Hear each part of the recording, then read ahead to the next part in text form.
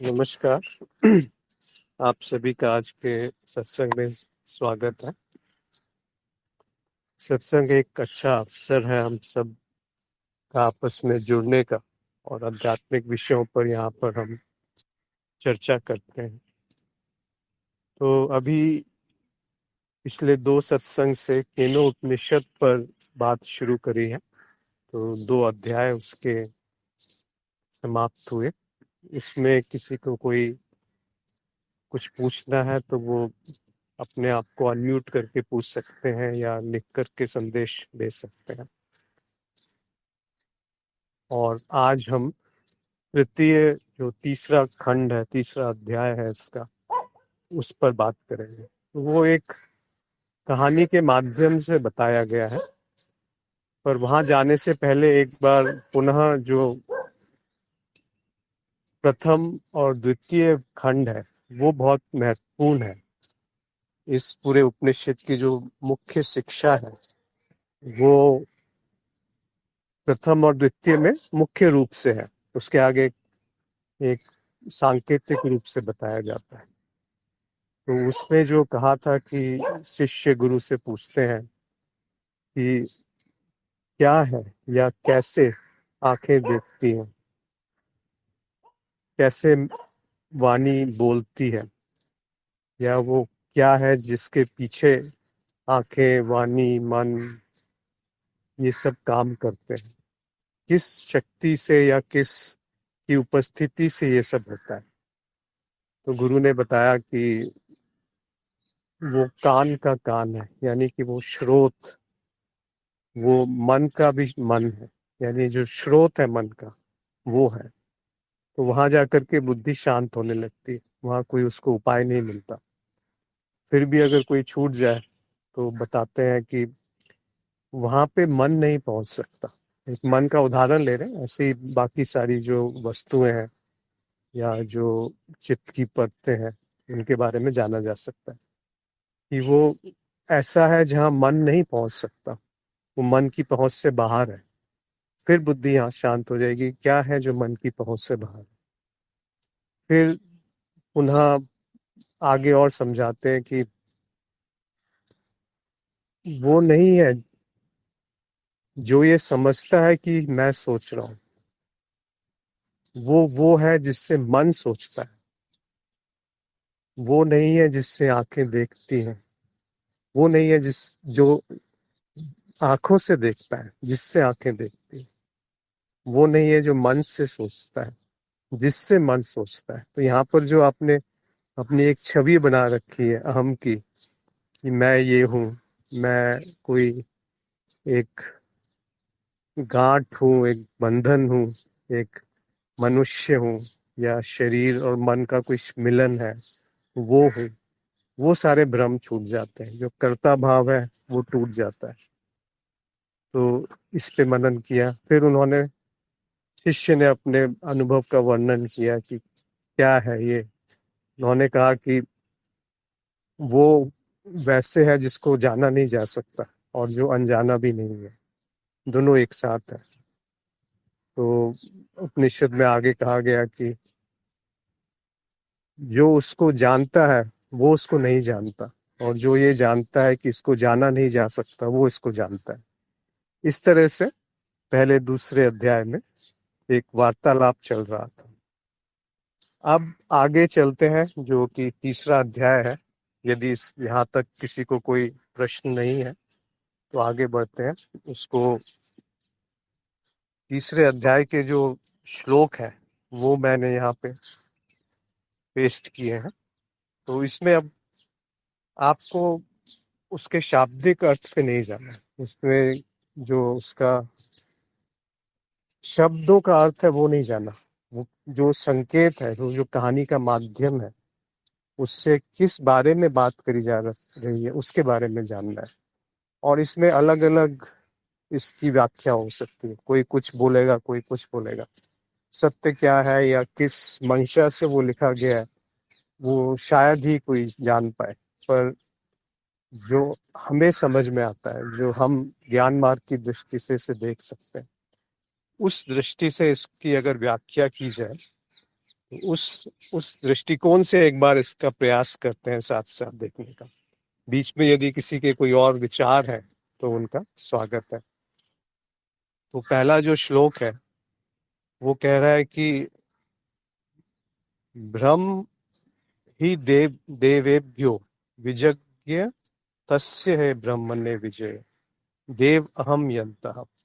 ये जो भी श्लोक है उनके जो अर्थ है, शाब्दिक अर्थ, वो YouTube पे जब ये प्रकाशित होता है तो उसकी जहाँ पर डिस्क्रिप्शन है वहां पर ये पेस्ट कर देते हैं, तो किसी को अगर देखना है तो वहां पे वो देख सकते हैं।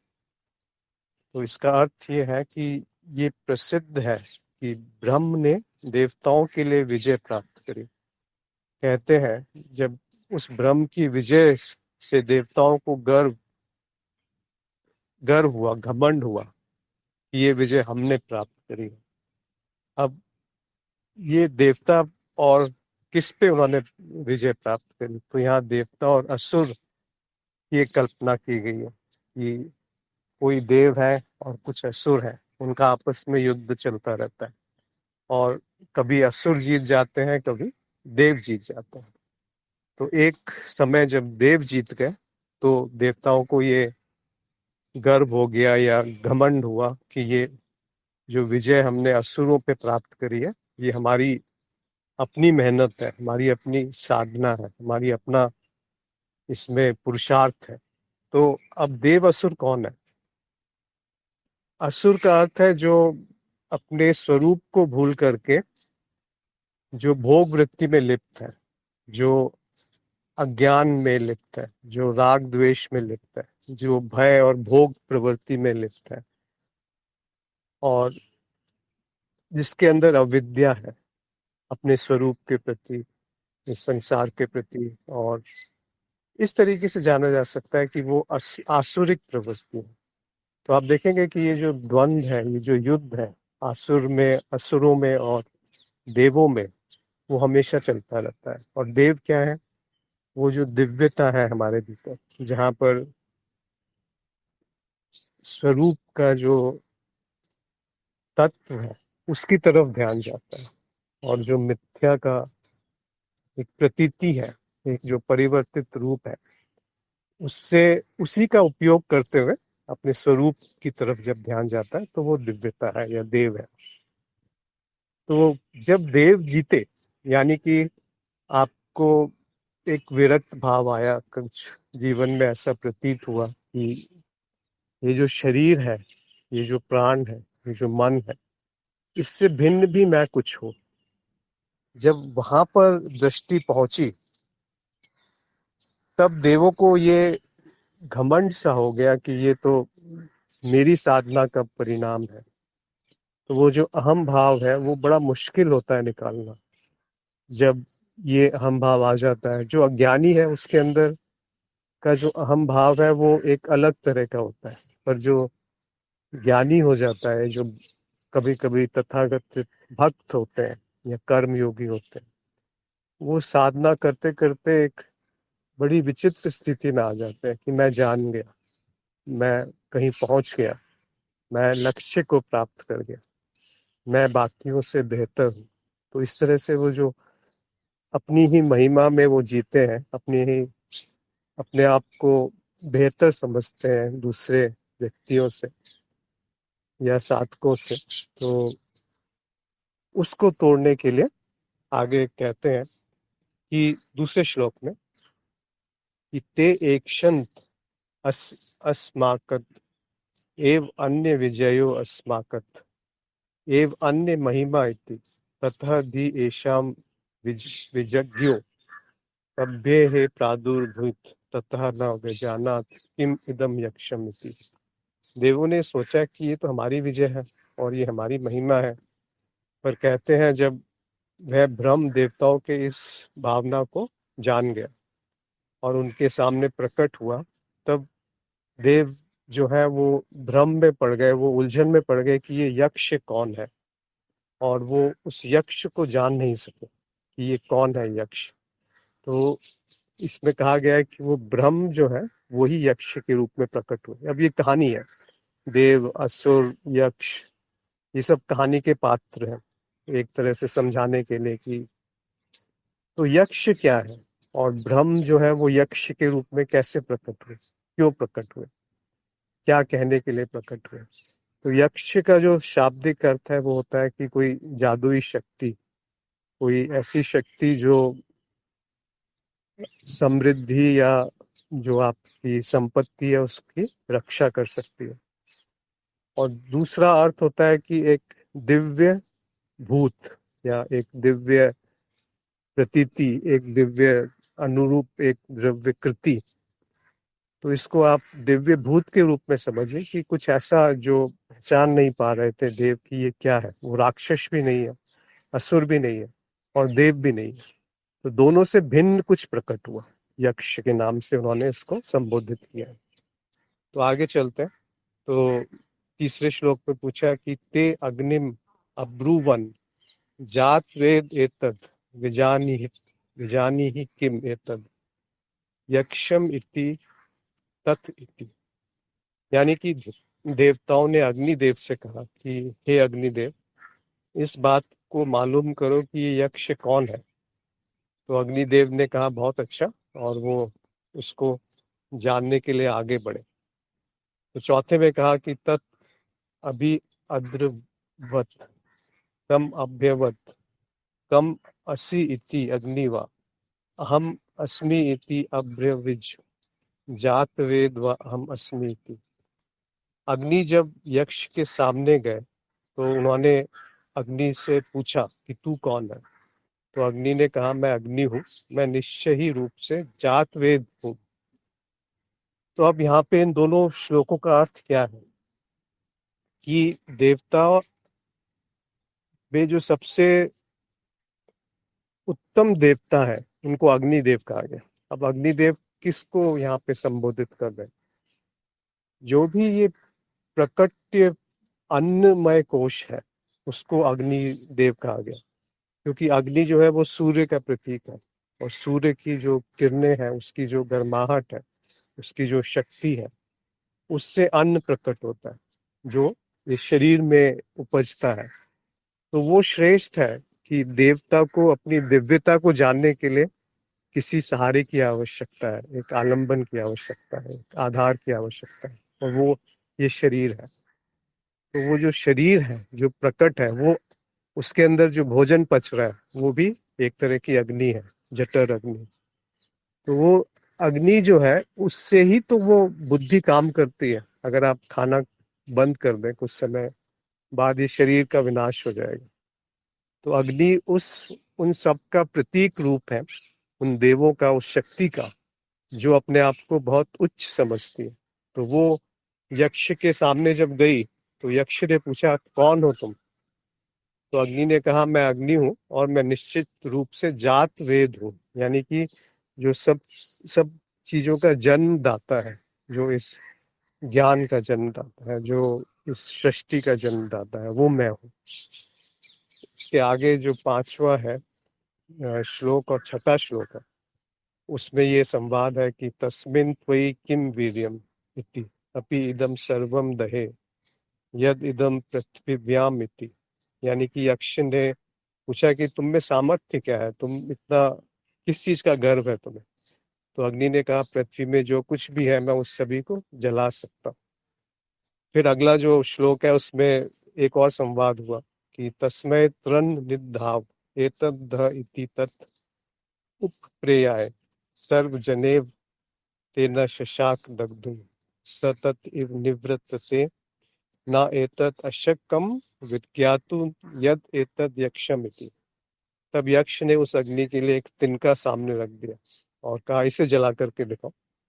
तो अग्नि उस तिनके के समीप गई, परंतु अपने सारी शक्ति से उसको जलाने में असमर्थ रही, और वहां से फिर वापस लौट आई और लौट करके देवताओं को संदेश दिया कि मैं नहीं जान पाई या जान पाया कि यक्ष कौन है।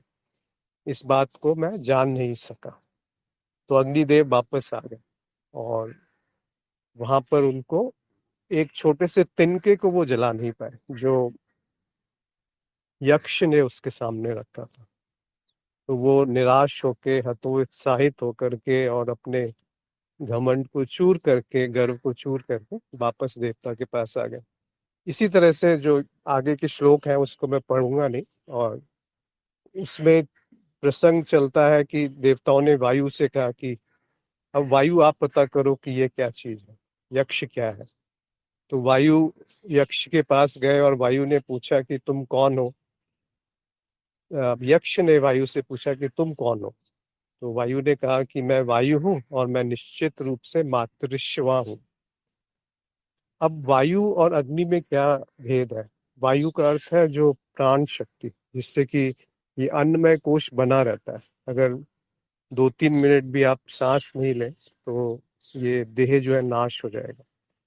तो प्राण को देवताओं ने अग्नि से ऊपर रख दिया कि देखो, इस शरीर को बनाने के लिए जो सूक्ष्म ऊर्जा चाहिए, अगर वो हट गई तो शरीर बना नहीं रहेगा।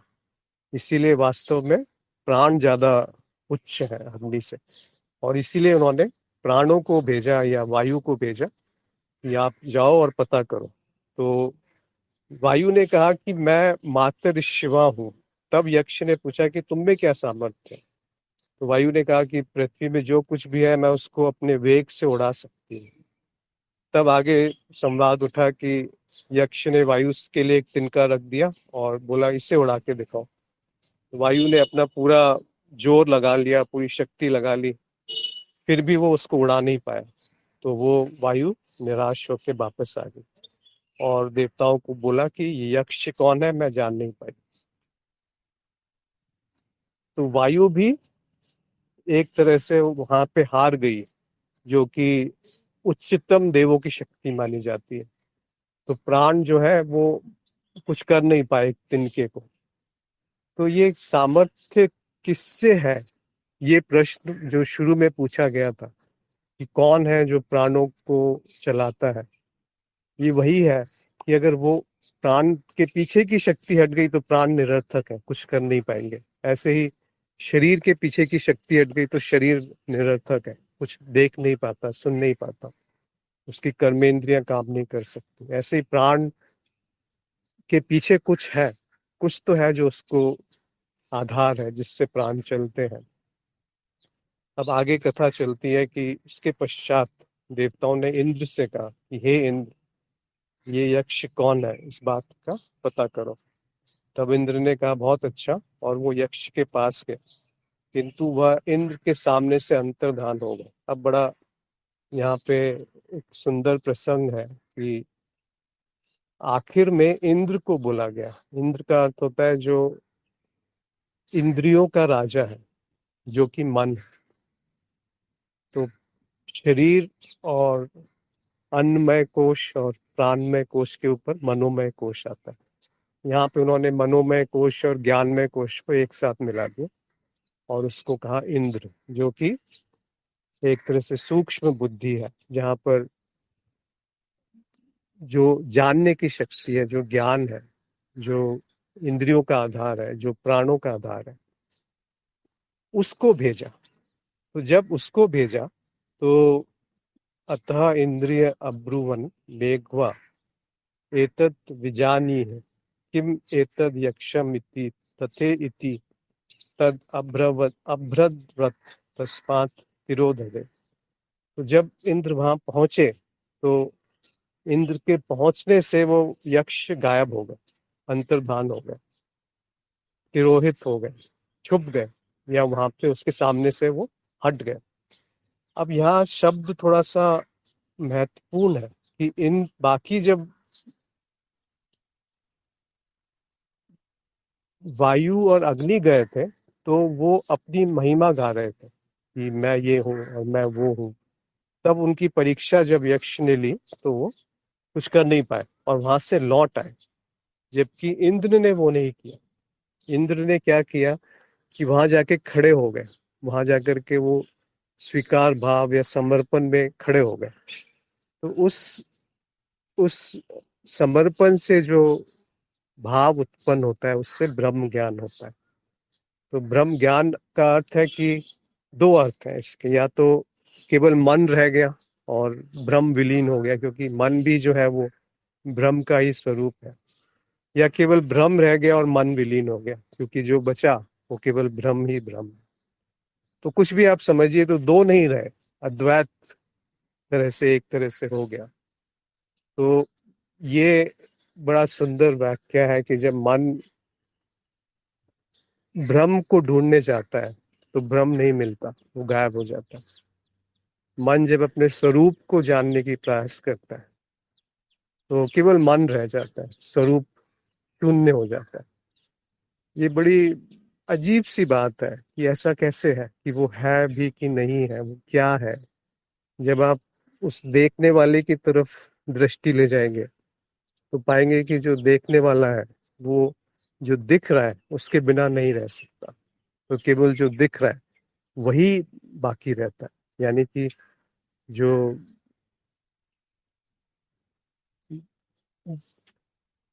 ध्यान की जो विधि है उसको समझना आवश्यक है। ध्यान और एकाग्रता में भेद है। एकाग्रता को ही ध्यान के नाम से अलग अलग जगहों पर संप्रदायों में साधकों ने समझा हुआ है, पर ध्यान जो है वो एकाग्रता से बिल्कुल अलग की वस्तु, अलग एक स्थिति है। ध्यान करना नहीं होता, ध्यान घटता है। ध्यान में कोई प्रयास नहीं है। जब प्रयासहीनता आती है, जब एकाग्रता क्षीण होने लगती है, तब ध्यान आता है। तो उस ध्यान में जो जिस पर ध्यान किया जा रहा है वो ही रह जाता है, और जो ध्यान करने वाला है वो गायब हो जाता है। यही सब जगह निष्कर्ष निकला है। आप चाहे उपनिषद पढ़ लें या भागवत गीता या कहीं भी किसी भी संत को सुन ले, तो उनका आशय यही है। और आपका स्वयं का, जैसे पतंजलि योग सूत्र में कहा है कि देश बंद चित्तस्य धारणा, तो धारणा को आप एकाग्रता कह सकते हैं। चाहे वो विषय स्थूल हो या सूक्ष्म हो। स्थूल से शुरू करते करते सूक्ष्म विषय में आ जाते हैं।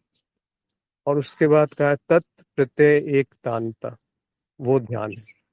तो तत् प्रत्यय मतलब वो ब्रह्म जब प्रतीत है, और एक वही ब्रह्म प्रतीत है और लय में प्रतीत है, एक तानता। वहां पे कोई प्रयास नहीं है, एक लय है, एक भाव है, एक प्रादुर्भाव है, एक उसका प्राकट्य रूप है, वो ध्यान। तो उसके सामने से ब्रह्म अंतर्धान हो गए, जिसको आप कह सकते हैं कि वो समाधि की अवस्था है। और अंतिम जो श्लोक है वो कहा गया कि त तस्मिन इव आकाशे स्त्रियम अजगाम बहुशोभ मानाम उमा हेमवती ताम ही उवाच किम एवत यक्षम इति। अब एक और जो चरित्र है उनका यहाँ पे निर्माण किया गया कि वह यंत्र इसी आकाश में एक अत्यंत शोभामयी स्त्री के पास आए, या एक अत्यंत शोभामयी स्त्री प्रकट हुई, और उस स्वर्ण भूषण भूषिता उमा से, या हेमवती नाम दिया है, उनसे इंद्र ने पूछा ये यक्ष कौन है। अब यहाँ पे तीसरा अध्याय समाप्त होता है और चौथा अध्याय हम अगले सत्संग में जारी रखेंगे। तो अब इंद्र के सामने से जब ब्रह्म या यक्ष अंतर्धान हो गए, गायब हो गए, तो एक बड़ी शोभमयी स्त्री प्रकट हुई, देवी प्रकट हुई, जो हेमवती है या उमा नाम है जिनका। और वो स्वर्ण के जैसे है, जैसे सोना होता है उसकी तरह से वो सजी हुई है, चमक रही है। तो उनसे इंद्र ने पूछा, मन ने पूछा कि ये यक्ष कौन है। तो अब ये स्त्री कौन है, इनको आप सब समझ गए होंगे, ये माया है या देवी स्वयं है, जो कि अंतिम अंतिम कृपा करती है। तभी कोई जान पाता है कि उसका स्वरूप क्या है। तो मन जब थक जाता है, हार जाता है, तब जाकर के वो देवी के समक्ष अपने आप को समर्पित कर देता है। और उस समर्पण में जो प्रकट है, वहां पर सारी उलझनों का समाधान है। वहां पर वो बुद्धि जो है वो शांत हो जाती। तो जो बुद्धि की यात्रा शुरू हुई थी, बुद्धि से विवेक और प्रज्ञा और रिदम्भरा प्रज्ञा, तो जब बुद्धि शांत होती है तब जाकर के उस देवी का प्राकट्य या उसका जो स्वरूप है वो प्रकट होता है। तो मुझे आशा है कि ये आपको बड़ी रोचक कहानी लगी होगी और इसका जो एक प्रयास है, तात्पर्य उसका एक शाब्दिक अर्थ से हट करके उसका सांकेतिक अर्थ जानने का। तो यदि किसी को कोई इसमें संदेह है या कोई अपने विचार रखना चाहते हैं कि ये तो बिल्कुल मनगढ़ंत बात है, तो कोई बात नहीं, सब अलग अलग रूप से इसको जान पाएंगे। जो इनका शाब्दिक अर्थ है और जो एक सांकेतिक अर्थ है वो मैंने अपने हिसाब से जो प्रेरणा है उसको बयान किया है। तो यदि कोई कुछ इस पे या अपने विचार व्यक्त कर सकते हैं, क्योंकि अभी तक के जो 3 खंड है वो संपूर्ण हुए, अभी कहानी आधी है, एक खंड और बाकी है जिसमें शायद 5 या 6 या 7-8 श्लोक बाकी हैं। इसको हम अगले शनिवार को लेंगे। एक प्रश्न सुमा का आया है कि क्या मन और चित्त एक ही है? जी हाँ, वो एक ही है। उनको अलग अलग शास्त्रों में अलग अलग गुरुजनों ने अलग अलग रूप से बयान किया है, पर वो एक ही है। तो मन का अर्थ जो है वो ज्यादा भ्रष्ट हो गया, अलग अलग रूप से समझते हैं, तो इसीलिए उसको हटा करके जो उसका शास्त्रों में वास्तविक जो नाम प्रयोग किया गया वो चित्त है। तो चित्त और चित्त वृत्ति या जो भाव है, वो जो छवि है वो चित्त है। देखिए, आप चित्त को ढूंढने जाएंगे तो कहीं मिलेगा नहीं, और उसमें मन जो है उसको अगर एक एक मैक्रो तरीके से, बड़े तरीके से जब देखा जाता है तो उसमें सब कुछ आ जाता है, जिसमें इंद्रियां हैं और इसमें भाव है, इसमें विचार है, इसमें इच्छाएं हैं, इसमें संस्कार है, इसमें अहंकार है, इसमें बुद्धि है, जिसमें संवेदना है। वो सब मन को ही कहते हैं या चित्त को कहते हैं। तो वो जो आंतरिक स्वरूप है, जो प्रतीति है, जो प्रतीति को जान रहा है, ऐसा भी कह सकते हैं, जैसे पूरी तरह से सही नहीं है, वो चित्त है या वही मन। तो वो दोनों एक ही है। एक प्रश्न था कि राजा का, कि जो आप ये सब इतनी गहराई से कह रहे हैं, क्या ये आपके स्वयं के अनुभव में भी है? तो इसका उत्तर दिया था इसी ग्रुप में। ये प्रश्न जो है वो उतना मायने नहीं रखता इस संदर्भ में कि जो साधक है उसको ग्रहण मुद्रा में होना चाहिए, वो सीखने की मुद्रा में होना चाहिए। और ऐसा भी नहीं है कि वो अंधविश्वास है या अंधश्रद्धा है। उसको जो सीखा गया है, जो बताया गया है, उस पे खुद के अनुभव और तर्क पे उसको जांचना है, तभी उस पे आगे आगे वो निष्ठा बढ़ेगी उसकी। तो यदि आप ये पूछे कि जिनसे आप सुन रहे हैं कि आपका स्वयं का भी अनुभव है क्या, मैं कैसे मान लूं कि आप इसको जान गए, तो 2 उत्तर आ सकते हैं। जिनसे पूछा गया है वो कह सकते हैं कि हाँ हाँ, ये तो मेरा स्वयं का ही अनुभव है, आप बिल्कुल इस पे निश्चिंत रहिए, मैंने अपने अनुभव का ही बयान किया है। तब भी आप संतुष्ट नहीं होंगे। तब आप सोचेंगे कि हो सकता है ये झूठ बोल रहा है, हो सकता है ये पता नहीं हुआ भी है कि नहीं हुआ है, तो उसका क्या फायदा हुआ। और दूसरा, अगर वो कहे कि मुझे स्वयं का अनुभव नहीं हुआ पर ये मैंने किसी से सुना है, कहीं से पढ़ा है, तो भी आपका क्या फायदा होगा। क्योंकि हो सकता है जो सुना है और जो बिना अनुभव के बयान किया गया है वो सत्य है, वो आपके जीवन के लिए उपयोगी हो, तो क्यों उसको छोड़ना, क्यों उसको त्याग करना। क्योंकि वो एक ऐसे व्यक्ति से आया है जो खुद असक्षम है उसके अनुभव के लिए, लेकिन वो दूसरों को अनुभव देने में सक्षम है। तो कहीं से भी कुछ मिले जो मूल्यवान हो, उसके प्रति कृतज्ञ होता है एक साधक, एक ज्ञानी पुरुष। वो हर समय कृतज्ञता में रहता है, कहीं से कुछ भी मिल जाए। और जो अकृतज्ञता है वो एक असुरी भाव है, या आपको कुछ दिया गया और आप उसके प्रति कृतज्ञ नहीं, तो आप अपने जीवन में ढूंढ लीजिए कि क्या क्या मिला है आपको। एक शरीर मिला है, एक सूरज की रोशनी मिली है, एक हवा मिली है, एक पानी मिला है, एक भाव मिला है, एक विचार मिला है, एक गुरु मिले हैं, एक शास्त्र मिला है, एक धरती मिली है जिसपे आप चल सकते हैं। क्या क्या नहीं मिला?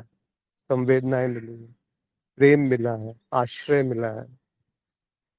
तो कृतज्ञ होने के तो हजारों लाखों करोड़ों बहाने हैं, और अकृतज्ञ होने के लिए भी हजारों लाखों करोड़ों बहाने हैं।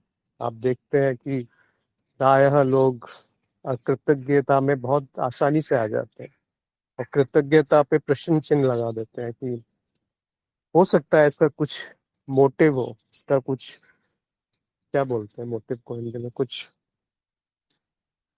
अंदर से कुछ भाव ठीक नहीं है जिसके कारण ये ऐसे अच्छा मुझसे व्यवहार कर रहा है। नहीं तो आजकल कौन किसी का भला करता है?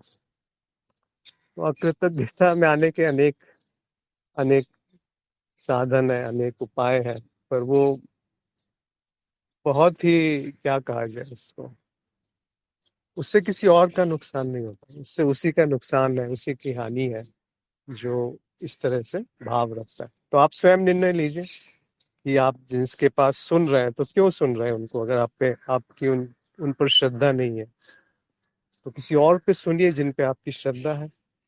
फिर अगला प्रश्न था कि जो आप कह रहे हैं ये उस अनुभव को मैंने महसूस किया है और करता भी हूँ, लेकिन मेरा ध्यान टिक नहीं पा रहा। अकेला होता हूँ तो इसी अनुभव को महसूस करता हूँ, लेकिन फिर वही लाइफ जो चल रही है उसी में खोने लगता हूँ। इसका उपाय क्या है? तो राजा शायद नए आए थे तो उन्हें त्रिज्ञान लेने के लिए बोला गया, तो शायद वो किसी से ले रहे होंगे। आशा है उनके ये सारे प्रश्न जो शुरू शुरू में साधक के होते हैं उसमें मिट गए होंगे अभी तक, और नहीं मिटे होंगे तो जिनसे आपने त्रिज्ञान लिया है या ले रहे हैं उनसे ये सवाल कीजिए, आपको अवश्य उसके उत्तर मिलेंगे। तो इसमें बहुत संक्षेप में मैं बता देता हूँ कि जो आप कह रहे हैं कि ध्यान टिक नहीं पाता, वो कौन है जो ध्यान टिका रहा है? आप कह रहे हैं कि अकेला होता हूँ तो इसी अनुभव को महसूस करता हूँ। आप अकेले से कभी दो हुए ही नहीं, तो वो जो अनुभव है वो तो हमेशा ही द्वैत में है, और आपका होना जो है वो अद्वैत है। तो जो ये जीवन की समस्या है उसमें उलझ जाता हूँ, इसका क्या उपाय है? जीवन की समस्याओं में जो उलझता है वो आप नहीं। वही तो कहा कि जो आंखों से देखता है वो नहीं, जिससे आंखें देखती हैं उसको तू भ्रम जा। तो जो मन से सोचता है वो नहीं, जिससे मन सोचता है उसको तू भ्रम जा। आशा है ये स्पष्ट हुआ होगा, नहीं तो आप दोबारा पूछें। राजीव ने एक संदेश भेजा है कि जल तरंग पात्र में रखे जल की ऊपरी सतह पर होती है, पात्र के तल पर जल नितांत शांत होता है। ये शांति उस पात्र के समान है जो इस जल को संभाले हुए है। पात्र जाना नहीं जाता और जल की तरंगे भिन्न नहीं, और अंत में पात्र और जल भी एक ही है। हाँ, आपके बहुत अच्छी आपने वर्णन किया या अभिव्यक्ति करी उसी चीज की जो अभी तक बात हुई है। माधुरी ने कहा है कि बहुत रोचक, गूढ़ और ज्ञान से भरा प्रसंग सांकेतिक है। यहाँ यक्ष भी माया है ऐसा जान सकते हैं। मुझे यहाँ स्पष्ट नहीं है, मैं देर से आई, शायद इसलिए ये प्रश्न आ रहा है। हाँ, आपने थोड़ा शायद शुरू में जुड़ी नहीं होंगी, तो आप इसकी रिकॉर्डिंग सुन लीजिएगा तो आपको शायद उत्तर मिल जाए। पर यक्ष को यहाँ पर उन्होंने माया नहीं कहा, ब्रह्म कहा। ये ब्रह्म जो है वो यक्ष के रूप में प्रकट हुए और फिर आगे का संवाद चलता है। तो सुन लीजिए रिकॉर्डिंग, आपको स्पष्ट हो जाएगा। तो फिर भी संक्षेप में ये कहा जा सकता है कि जो देवता हैं जब वो असुरों पर विजय प्राप्त करी उन्होंने, जब गलती से वो प्राप्त कर लेते हैं, अन्यथा असुर ही देवताओं पे विजय प्राप्त करते हैं। जब कभी कभी देवता असुर पे विजय प्राप्त करते हैं तो उनको घमंड हो जाता है कि मैंने विजय प्राप्त की, मेरी साधना है, मेरा परिश्रम है, मेरा मेरी मेहनत है, जिसकी वजह से मुझे ये हासिल हुआ। तत्क्षण तत्क्षण वो साधना विफल हो जाएगी, तत्क्षण वो जो ज्ञान है वो मिट जाएगा, तत्क्षण वो साधक है जो भटक जाएगा। तो उसको तोड़ने के लिए ब्रह्म ने जब ये देखा कि देवताओं के अंदर ये गर्व महसूस हुआ, तो वो प्रकट हुए स्वयं यक्ष की तरह। अब ये सब कहानी है। तो यक्ष यानी जो जादू का एक एक जो देव भी नहीं है और जो राक्षस असुर भी नहीं है, पर वो उन दोनों से भिन्न कुछ है, जो जादुई शक्ति है, या एक कह सकते हैं दिव्य भूत है, दिव्य एक प्राकट्य है, दिव्य एक कृति है, वो प्रकट हुए। तो उसको जानने के लिए कि ये क्या विचित्र सी चीज है, देवताओं ने अपने जो सबसे प्रमुख या सबसे शक्तिशाली देव है अग्नि को भेजा, फिर वायु को भेजा, और अंत में जब अग्नि और वायु गए उनके सामने एक तिनका रख दिया, तो वो उसको बहा नहीं पाए या उड़ा नहीं पाए और जला नहीं पाए। तो उनका गर्व जो है वो चूर हो गया कि ये मेरे अंतर्निहित जो शक्ति है, जो मेरा स्रोत है, अगर वो नहीं है तो मैं कुछ नहीं कर सकता।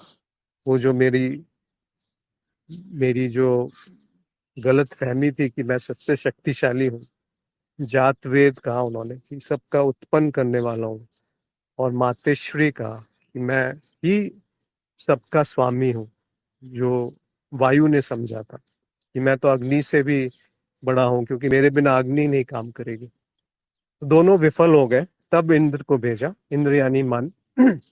और मन जब गए वहां पे, तो वो उन्होंने प्रश्न नहीं किया, उन्होंने कुछ पूछा नहीं, ये सांकेतिक है। तो उनकी वो हटे भी नहीं और वापस भी नहीं आए।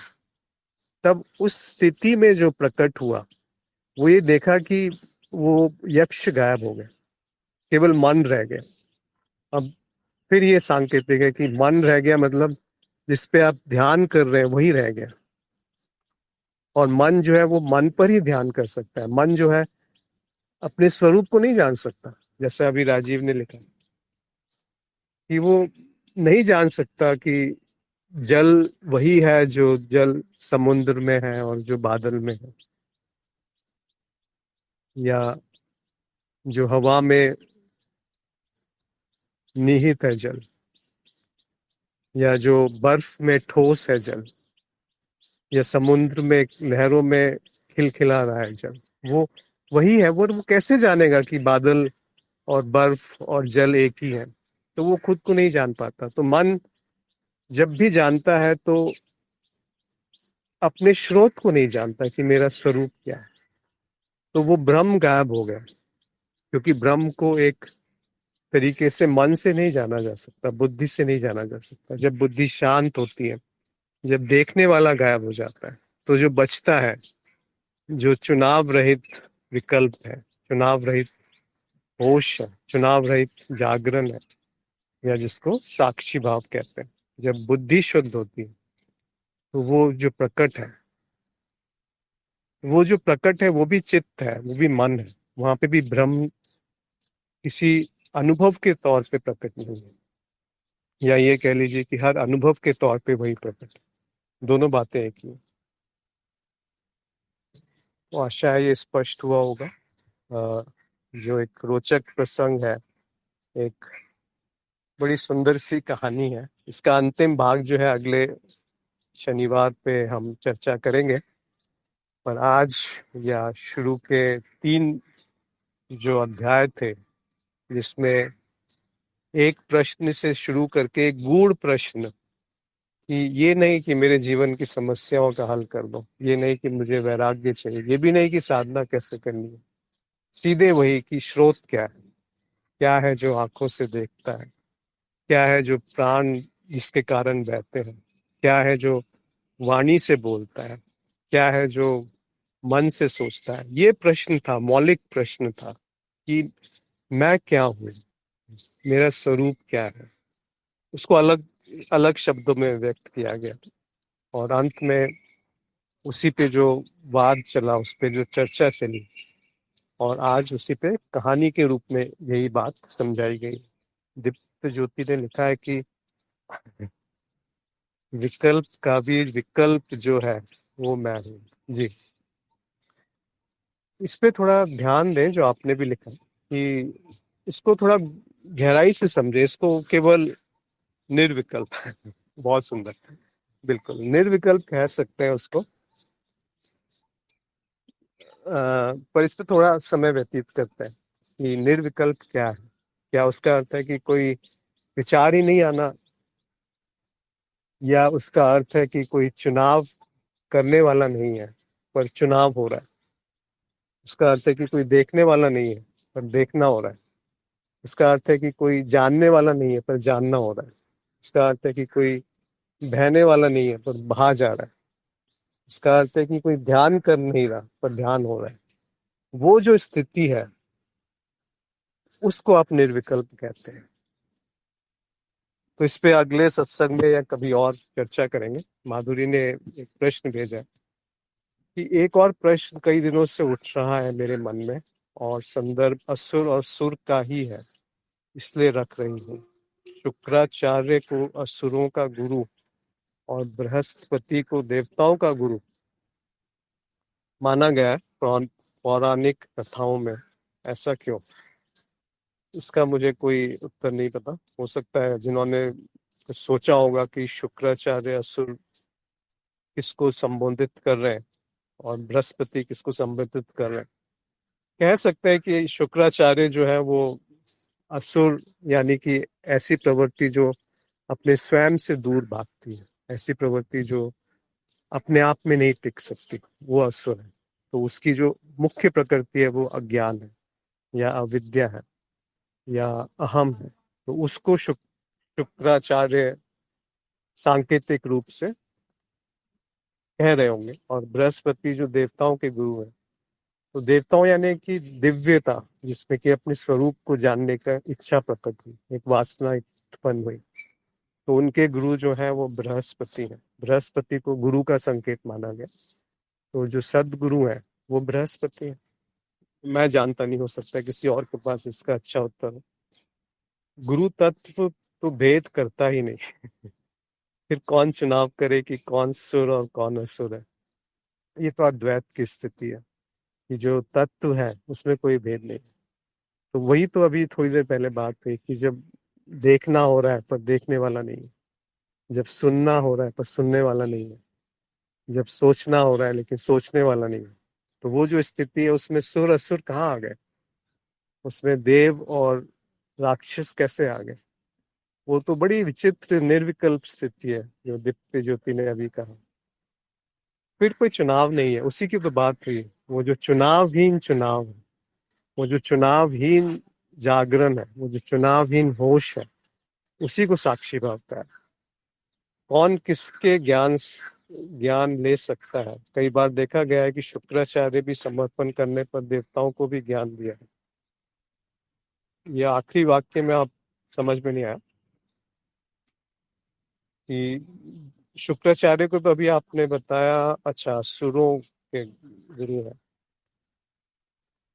अच्छा, शुक्राचार्य ने देवताओं को ज्ञान दिया। तो ये बड़ा छोटा सा भेद है सुर और असुर में।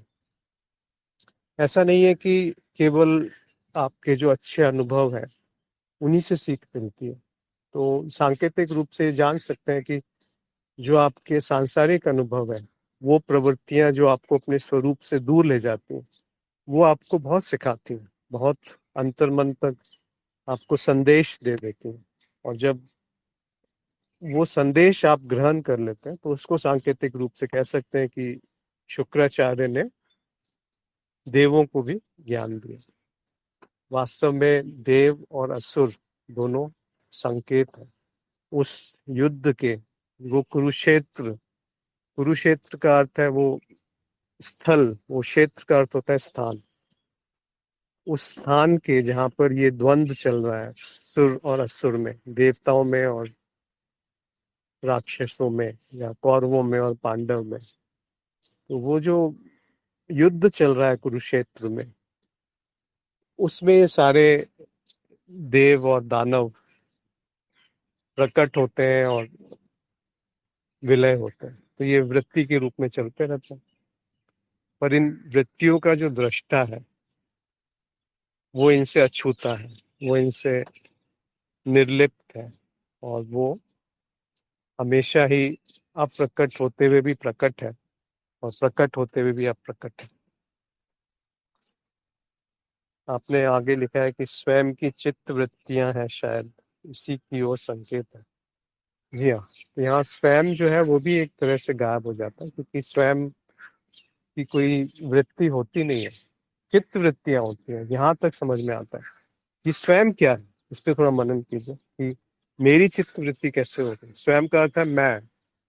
वो मैं जो है, ये मैं ही तो सबसे बड़ी भ्रम है। जो छवि एक बनी हुई है, वो छवि ही तो सबसे बड़ा भ्रम है, जिसमें ये मान लिया कि ये मेरी चित्तवृत्तियां हैं। स्वयं की चित्तवृत्तियां, किसकी चित्तवृत्तियां? आप मतलब देखिए, शब्दों में ज्ञान नहीं है, ज्ञान से शब्द बहते हैं। वो ज्ञान जो है वो कुछ भी कहे या ना कहे, तो जो ज्ञानी है उससे वो ज्ञान बहता है, उससे वो प्रेम बहता है, उससे वो करुणा बहती है, उससे वो उपस्थिति बहती है। नहीं तो बहुत सारे ऐसे लोग हैं जो बहुत कुछ जानते हैं, परंतु वो व्यक्त नहीं कर पाते, अभिव्यक्ति में थोड़ा सा परेशानी है। और कई जो कुछ नहीं जानते, या शाब्दिक रूप से ज्ञान है, या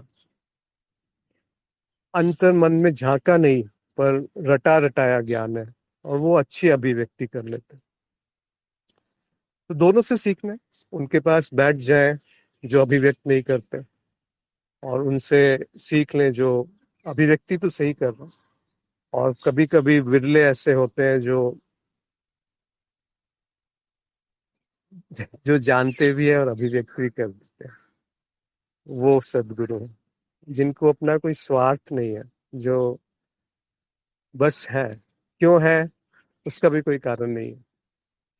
और वहां पर आकर के बुद्धि जो है पूरी तरह से शांत हो जाती है ऐसे सदगुरु की उपस्थिति में, क्योंकि वो सदगुरु आपको अपने स्वरूप से मिला देते हैं। फिर चित्त वृत्तियां चले या ना चले, फिर वो तांडव या युद्ध हो या ना हो, फिर शांति हो या उल्लास हो, फिर आनंद हो या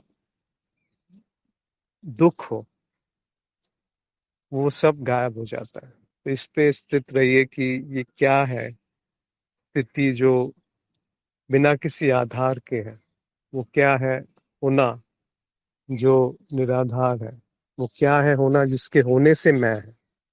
वो क्या है जिसके होने से मन काम कर रहा है।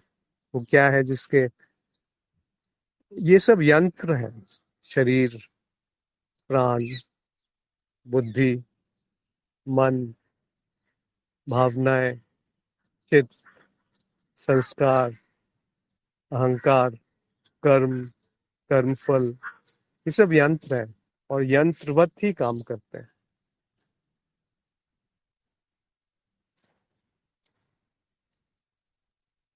माधुरी ने लिखा है कि प्रश्न यहाँ रखते ही उत्तर आ गया।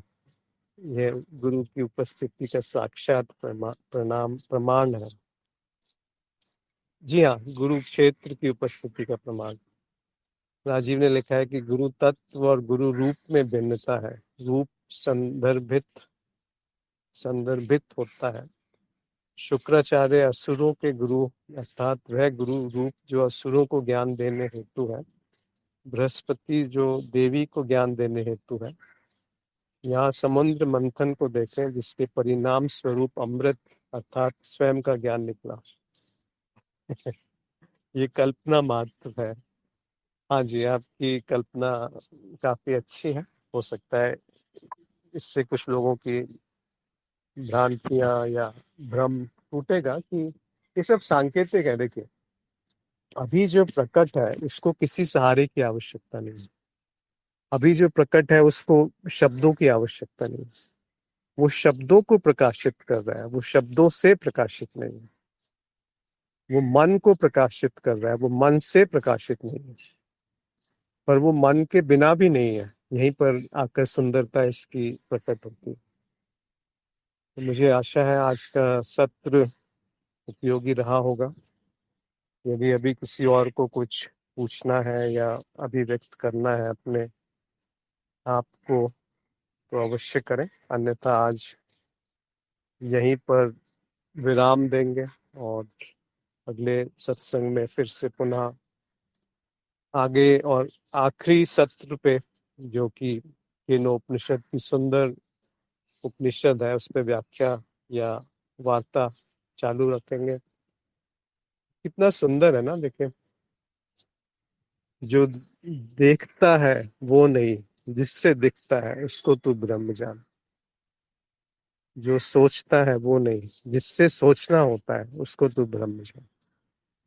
तो आप देखेंगे कि वो दो है ही नहीं, वो एक ही है, जो सोचने वाला और जो सोचा जा रहा है। जब ये भेद मिट गया तब आप समझिए कि उस ब्रह्म को आपने जान लिया। और जैसे ही ये जान लिया कि ब्रह्म को जान लिया तो वो छूट गया, वो एक भ्रम हो गया, एक एक एक तरह से वो उलझाव हो गया, वो एक धोखा हो गया। इसीलिए उपनिषद में कहा कि जब उसको ऐसे जाना कि वो अनजाना है तो वो जाना है। अब ये बड़े घुमावदार से वाक्य हैं, लेकिन कोई इसका और उपाय नहीं है और कोई तरीका नहीं है इसको समझ बताने का। समझाना तो खैर असंभव है, इसको यहाँ तक व्यक्त करने का और कोई तरीका नहीं है, क्योंकि जो भी व्यक्त होगा वो उससे भिन्न नहीं है जो उसको व्यक्त कर रहा है, ये आप देख सकते हैं। और जो भी उसको जान रहा है वो उससे भिन्न नहीं है जो जाना जा रहा है, ये भी आप देख सकते हैं। तो फिर द्वैत रहा कहाँ? और जब द्वैत नहीं है तो बुद्धि की क्या आवश्यकता? बुद्धि केवल द्वैत में आ सकती है, और जब उस बुद्धि की शांति हुई, उसका शाद हो गया, तब जो प्रकट है वो अद्वैत है, वो कैवल्यम है। एक बहुत सुंदर श्लोक से आज समाप्त करेंगे। पतंजलि योग सूत्र में कैवल्य को दो तरीके से समझाया है और दोनों बड़े सुंदर से सूत्र हैं। एक कहा कि अविद्या अभाव संयोग भाव हान तद दृश्य कैवल्यम, और दूसरी जगह कहा कि सत्व पुरुष शुद्ध साम्यो इति कैवल्यम। एक जो सूत्र है वो है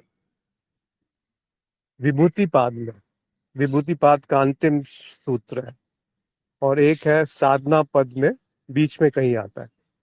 तो पहला उन्होंने कहा कि अविद्या अभाव संयोग भाव हान तद दृश्य कैवल्यम, यानी जब अविद्या का नाश होता है, नष्ट हो जाती है, वो जो देखने वाला नष्ट हो जाता है, तो संयोग जो है देखना और देखने का, उसका जो भाव है, जो उसकी प्रतीति है, वो जो है वो मिट जाती है। संयोग भाव हान समाप्त हो जाती है वो।